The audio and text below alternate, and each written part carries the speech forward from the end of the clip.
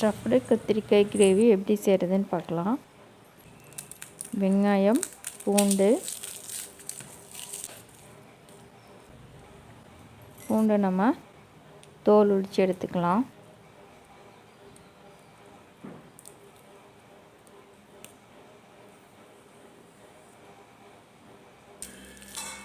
அடுத்து வெங்காயம் நம்ம தோல் உரித்து எடுத்து வச்சுக்கலாம்.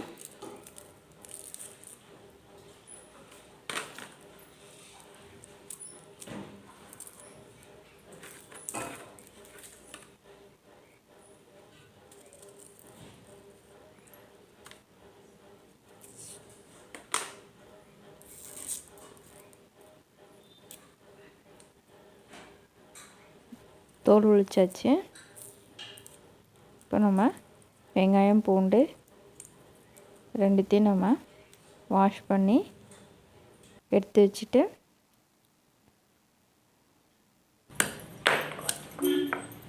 இப்போ நம்ம தட்டி வச்சுக்கலாம். வெங்காயம், பூண்டு, பச்சை மிளகாய் எல்லாத்தையும் நம்ம தட்டி எடுத்துக்கலாம். இந்த மாதிரி தட்டி எடுத்துட்டு இது ஸ்டஃப்டுக்காக நம்ம தட்டி எடுத்துருக்கோம். இப்போது நம்ம கத்திரிக்காயை கட் பண்ணிக்கலாம். கத்திரிக்காயை கட் பண்ணிவிட்டு அந்த ரவுண்டை தண்ணியிலே போட்டு வச்சுருங்க. அப்போ தான் கருக்காது. இது மாதிரி ஷார்ப்பான கத்தி வச்சு நீங்கள் உங்கள் ஃபுல் ஸ்ட்ரென்த்து கொடுக்க வேண்டாம். சும்மா லைட்டாக நம்ம கொடுத்து உள்ள விதையெல்லாம் வெளியே எடுத்துடலாம். இது லைட்டாக ப்ரெஸ் பண்ணி ரோல் பண்ணிங்க அப்படின்னாவே அந்த விதையெல்லாம் நீங்கள் ஈஸியாக எடுத்துடலாம்.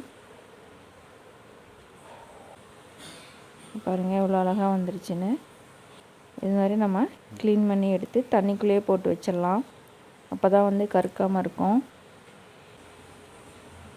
இப்போ நம்ம இடித்து வச்சுருக்க வெங்காயம், பூண்டு, பச்சை மிளகாய், கடலைப்பருப்பு, அது கூட மஞ்சத்தூள், உப்பு, பெருங்காயம் சேர்த்து நல்லா மிக்ஸ் பண்ணி விட்டுறலாம். நல்லா மிக்ஸ் பண்ணியாச்சு. இப்போ நம்ம எடுத்து வச்சுருக்க கத்திரிக்காய்க்குள்ளே நம்ம ஃபில் பண்ணிக்கலாம்.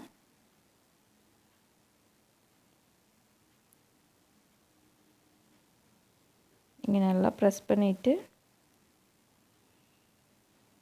இது எண்ணெயில் பொரிச்சு எடுக்கிறப்போ உள்ள அந்த வெங்காயம் இதெல்லாம் வெளியே வராமல் இருக்கிறதுக்காக நம்ம அதோடைய அடிப்பகுதியை திருப்பி இதிலே வச்சு நம்ம க்ளோஸ் பண்ணிக்கலாம்.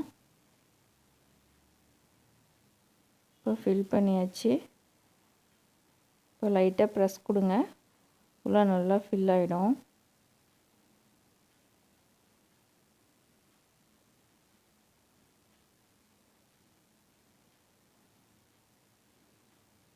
இந்த மாதிரி ஃபில் பண்ணிவிட்டு இப்போ நம்ம அந்த அடிப்பகுதியை உள்ளே வச்சு நம்ம க்ளோஸ் பண்ணிடலாம்.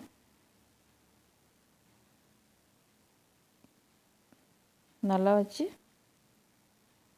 ப்ரெஸ் பண்ணிங்க அப்படின்னா நல்லா க்ளோஸ் ஆகிடும். அப்போ தான் நம்ம எண்ணெயில் வதக்கிறப்போ வெளியே வராமல் இருக்கும். இங்கே பாருங்கள் எப்படி அழகாக இருக்குன்னு. இப்போ நம்ம தக்காளியை கட் பண்ணி எடுத்துக்கலாம். கிரேவிக்காக நான் ஒரு தக்காளி தான் சேர்க்குறேன். உங்களுக்கு புளிப்பு எவ்வளோ வேணுமோ அந்த அளவுக்கு நீங்கள் தக்காளி சேர்த்துக்கோங்க. அடுத்து நம்ம கடாயில் எண்ணெய் சேர்த்து நம்ம ரெடி பண்ணி வச்சுருக்க கத்திரிக்காயில் எண்ணெயிலே போட்டு வதக்கி எடுத்துக்கலாம்.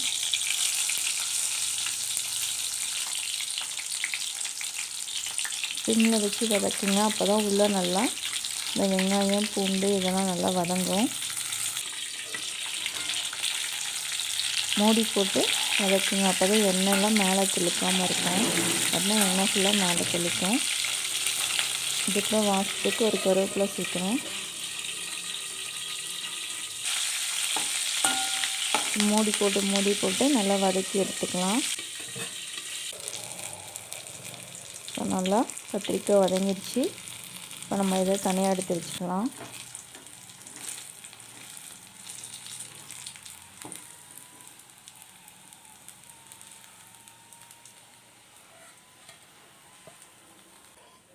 இப்போ எல்லாத்தையும் தனியாக எடுத்து வச்சுட்டு இப்போ வேற ஒரு கடாயில் எண்ணெய் சேர்த்து கடுகு சோம்பு சேர்த்து நல்லா பொரிஞ்சதுக்கப்புறம் நம்ம மீதமுள்ள அந்த வெங்காயம் பூண்டு பச்சை மிளகாய் மிக்ஸ் பண்ணி வச்சுருக்கேன் அந்த விழுதை சேர்த்து நம்ம நல்லா மிக்ஸ் பண்ணி விட்டுடலாம்.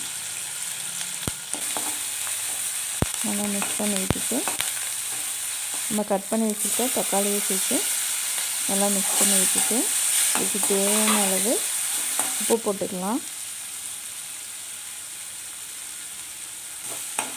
இப்போ தக்காளி ஓரளவுக்கு நல்லா வதங்கினதுக்கப்புறம் கொஞ்சமாக நம்ம மசாலா பொடி சேர்த்து வதக்கி விட்டுடலாம்.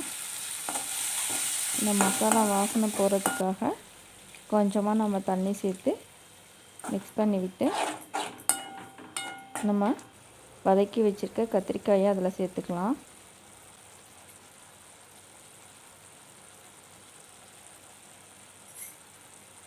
இப்போ சேர்த்திட்டு ஒரு 5 நிமிஷம் மூடி போட்டு வேக விட்டுருங்க. அந்த கிரேவிலாம் கத்திரிக்காய்க்குள்ளே இறங்குறதுக்காக.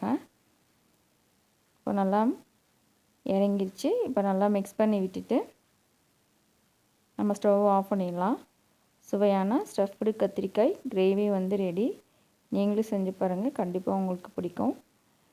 என்னோடய சேனலுக்கு சப்போர்ட் பண்ணுங்கள், லைக் பண்ணுங்கள், ஷேர் பண்ணுங்கள். தேங்க்யூ ஃபார் வாட்சிங்.